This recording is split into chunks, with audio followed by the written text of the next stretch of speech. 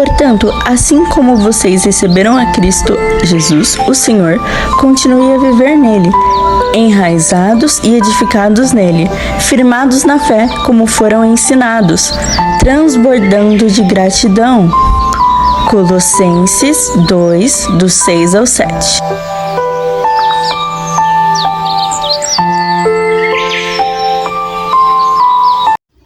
Bom dia! Estamos de volta com as nossas reflexões matinais enraizados em Cristo. E nós estamos meditando sobre a graça diária. Ontem falamos sobre a graça salvadora. E hoje eu quero falar sobre o Evangelho da graça que nos alcançou.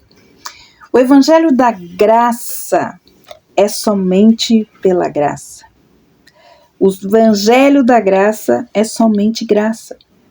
O Evangelho da graça é o Evangelho de Deus. O Evangelho da graça é o Evangelho de Deus. O Evangelho da graça é ele que prende os nossos olhos em Cristo. Ele não é novo, ele é eterno. Ele proclama o que você é, proclama quem é Cristo.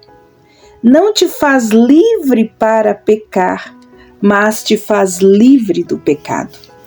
O Evangelho diz que a graça envolve todos os aspectos da nossa vida. Paulo, em seu livro de Atos, incentiva a todos os cristãos que viriam a crer em Cristo, que continuassem suas vidas perseverando na graça de Deus. Lá em Atos capítulo 13, versículo 43. E que progressivamente eles crescessem, então, na mesma graça. Diz Pedro, lá em 2 Pedro capítulo 3, 18. Pois a graça de Deus é o poder de Deus para podermos viver a vida cristã. Então nós vemos aqui Pedro falando exatamente sobre isso, que os cristãos deveriam permanecer atentos para o perigo do erro. Sabemos que sempre haverá falsos mestres que corrompem e imitam a verdade. Por isso nós devemos ficar de sobreaviso. Os crédulos podem encantar-se facilmente com os erros desses insubordinados e muitas vezes perderem o equilíbrio espiritual.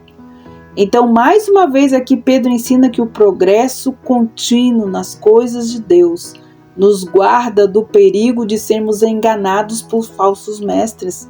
É preciso haver crescimento em dois aspectos, na graça e no conhecimento. A graça é a demonstração prática do fruto do Espírito. O crescimento na graça não consiste em acúmulo de conhecimento intelectual ou atividades incessantes, mas em semelhança cada vez maior com o Senhor Jesus Cristo. Conhecimento, amados, refere-se à proximidade com o Senhor por meio da palavra. Crescer no conhecimento significa não só estudar a palavra, mas também sujeitar-se cada vez mais às suas palavras, a sua obra e o seu caminho. Então é muito importante que nós possamos usar a graça como poder para viver a vida cristã, para poder vencer os nossos inimigos, a carne, como diz a palavra, o mundo e o diabo.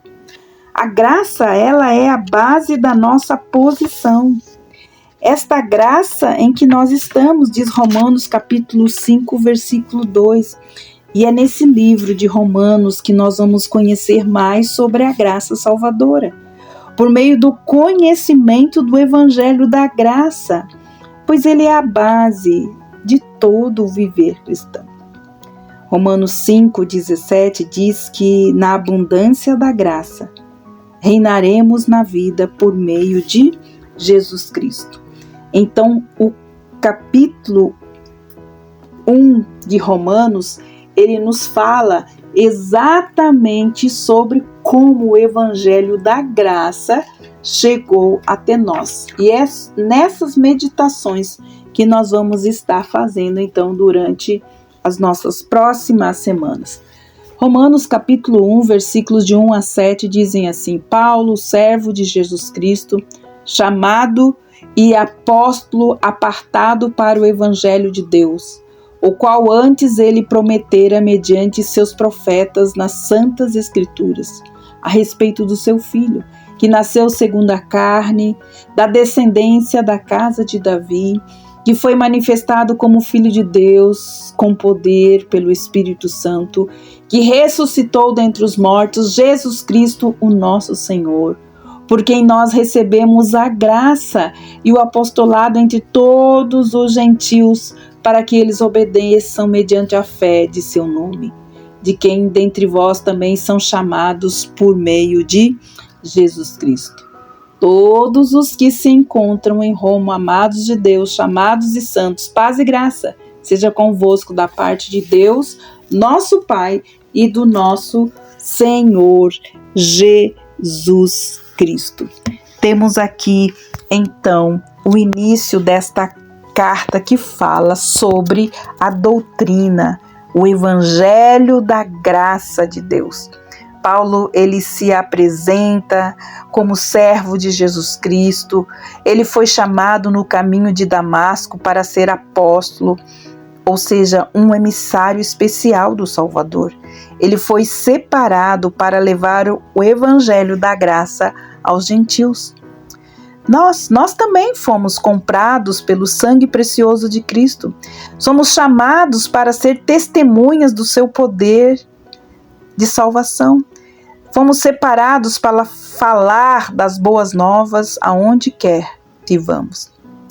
Então, aqui Paulo fala para evitar que seus leitores considerem o evangelho algo completamente novo e desassociado da nossa herança espiritual. Paulo menciona que os profetas do Antigo Testamento o haviam prometido, tanto em declarações expressas, lá como em Daniel 18:15, Isaías 7:14 e Abacuque 2:4, quando em tipos e símbolos, como a arca de Noé, a serpente de bronze e o sistema sacrificial. O Evangelho são as boas novas acerca do Filho de Deus, Jesus Cristo, nosso Senhor, descendente de Davi segundo a carne, no tocante à sua humanidade. Mas a expressão segundo a carne indica que Cristo não era apenas um homem. Essas palavras referem-se à sua humanidade. Se Cristo fosse apenas um homem, não haveria necessidade de destacar essa característica do seu ser, pois ele não possuiria nenhuma outra. Como o versículo 4 mostra, porém Cristo, ele é mais do que um homem. O Senhor Jesus Cristo como Filho de Deus com poder.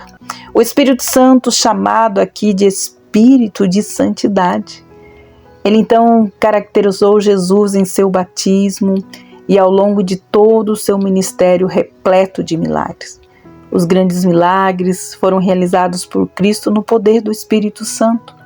Comprovaram que ele é o Filho de Deus. E ao lermos que ele foi designado Filho de Deus com poder pela ressurreição dos mortos, pensamos às vezes naturalmente em sua ressurreição, pela ressurreição de indivíduos mortos. O apóstolo aqui talvez ele esteja se referindo à ressurreição da filha de Lázaro, do filho da viúva de Naim e de Lázaro, milagres também realizados por Jesus. É quase certo, porém, de que se trata, acima de tudo, de uma referência à ressurreição de Jesus Cristo.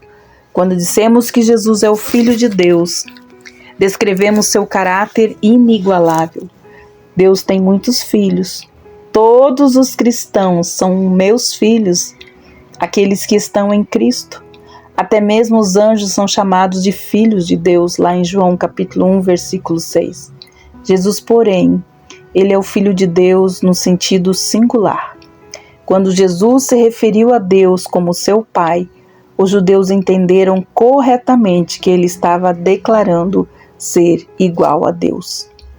Foi por intermédio de Jesus Cristo, o nosso Senhor, que Paulo recebeu esta graça, o favor imerecido que o salvou. o apostolado, ao usar a forma plural, vimos a receber graça, como ele fala, né, e apostolado.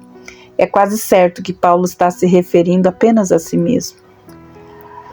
Então, aqui Paulo foi comissionado a chamar homens de todas as nações para a obediência à fé, ao evangelho da graça, ou seja, para obedecer à mensagem deste evangelho por meio do arrependimento e da fé em Jesus Cristo. Esta mensagem, ela deve ser proclamada por amor do seu nome, ou seja, para agradar e glorificar ao Senhor. Amados, nós vamos continuar amanhã falando sobre o Evangelho da Graça de Deus, continuando, vendo Paulo nos ensinando a viver pela graça. Que Deus abençoe vocês e até amanhã com as nossas reflexões matinais enraizados em Cristo. Até lá!